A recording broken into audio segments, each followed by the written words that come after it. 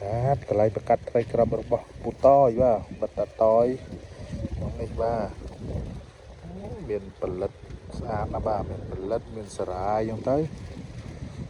ដាក់ត្រីមកគូទៅឲ្យដឹកកូនប៉ុណ្ណាដែរបាទនេះដាក់ជាប់ដើមចេកហ្នឹងទៅចិត្តស្រែនំមាត់ស្រែ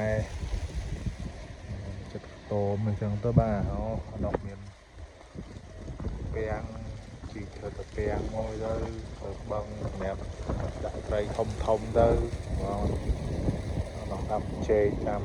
ដំណាំអីផ្សេងទៅស្រែនេះដាំស្រូវ